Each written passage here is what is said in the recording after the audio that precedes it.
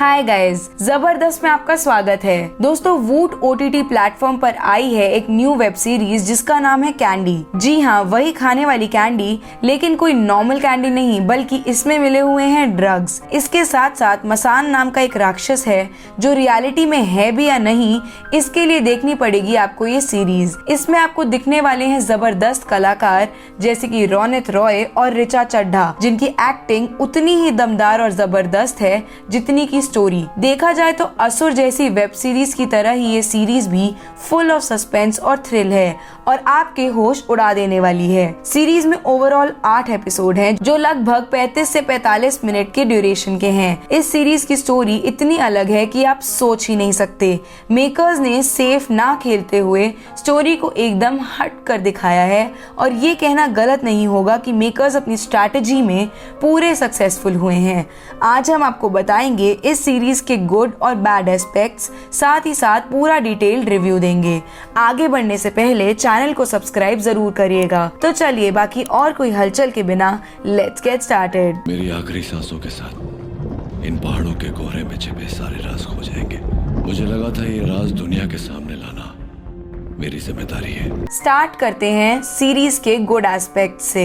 Number 1, story. यूं तो web series का प्लेटफॉर्म है ही ऐसा कि राइटर और मेकर दोनों ही अपनी स्टोरीज के साथ फुल ऑन एक्सपेरिमेंट कर सकते हैं।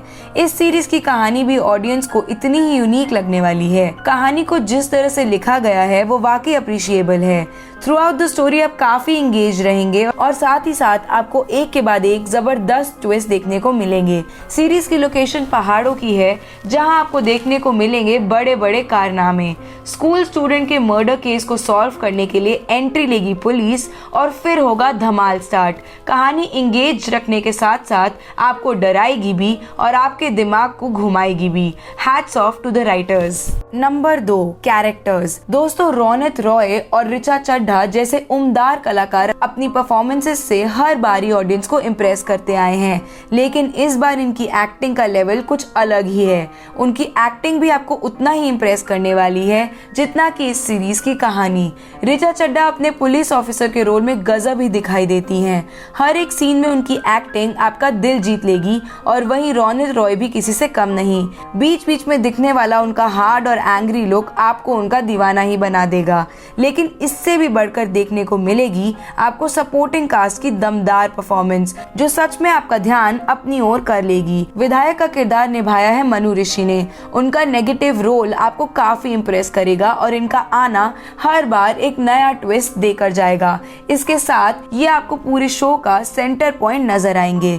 वहीं नकुल सहदेव की एक्टिंग भी काफी पॉपुलैरिटी गेन करने वाली है क्योंकि उनका परफॉर्मेंस भी काफी कमाल रहा।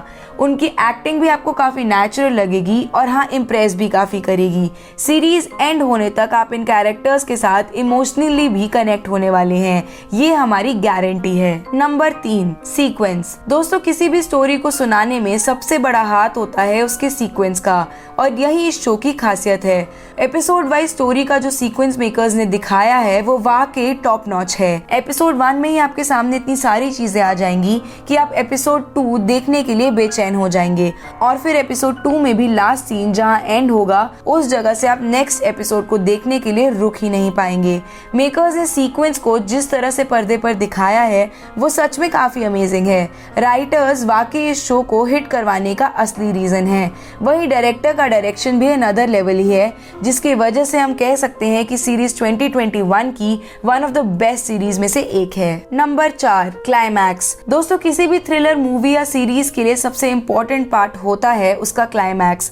क्लाइमैक्स अगर जबरदस्त हो तो फिर शो भी हिट हो जाता है। यही हुआ है कैंडी के साथ। इसका क्लाइमैक्स आपको ऐसा देखने वाला है कि आपका दिमाग 1 मिनट के लिए हैंग ही हो जाएगा और आप सोचते ही रह जाएंगे कि ये क्या था। राइटर्स ने अपना पूरा दिमाग यूज करते हुए क्लाइमैक्स से ऑडियंस को दिया है चेकमेट। चलिए अब बात करते हैं सीरीज के बैड एस्पेक्ट्स की। Number 1, unnecessary scenes. वैसे तो ये शो टॉप नॉच है और आप खुद को through out the series connected he feel करेंगे, लेकिन कुछ सीन्स में आपको लगेगा कि शो थोड़ा सा स्लो है और कुछ सीन्स देखने पर आप फील करेंगे कि अरे इस सीन के बिना भी स्टोरी के फ्लो पर कोई खास असर नहीं होने वाला था। Number 2, slow timing. यूं तो शो एक के बाद एक ट्विस्ट देने में काफी केपेबल है, लेकिन अपने स्लो टाइमिंग की वजह से आपको थोड़ा सा बोरिंग लग सकता है, क्योंकि हम एकदम से ही सब कुछ जानना चाहते हैं, लेकिन राइटर्स और मेकर्स चाहते हैं कि हम थोड़ा वेट करें। इसलिए जैसे जैसे शो आगे बढ़ेगा आपको थोड़ा स्लो लगेगा, लेकिन वो कहते हैं ना कि सब्र का फल मीठा होता है दोस्तों, बस आपको यही बात याद रखनी है। Number 3, predictable incidents. वैसे तो राइटर्स ने कोई भी कमी नहीं रखी है अपने स्टोरी टेलिंग में, लेकिन फिर भी कुछ सीन्स में आप प्रेडिक्ट कर जाते हैं कि नेक्स्ट मूव क्या होने वाला है। जो लोग काफी टाइम से वेब सीरीज देखते आ रहे हैं वो कहीं ना कहीं एक पॉइंट आने के बाद राइटिंग पैटर्न को गेस कर सकते हैं और ये भी गेस कर सकते हैं कि आखिरकार रियल किलर है कौन। इन प्रेडिक्शंस की वजह से ही ये सीरीज किसी किसी पॉइंट पर थोड़ी फीकी नजर आती है।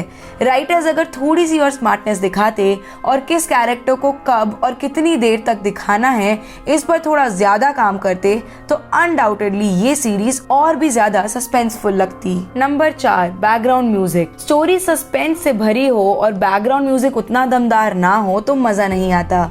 इस सीरीज का बैकग्राउंड म्यूजिक भी आपको उस लेवल का नहीं लगेगा जितना कि एक थ्रिल बेस्ड शो का होना चाहिए।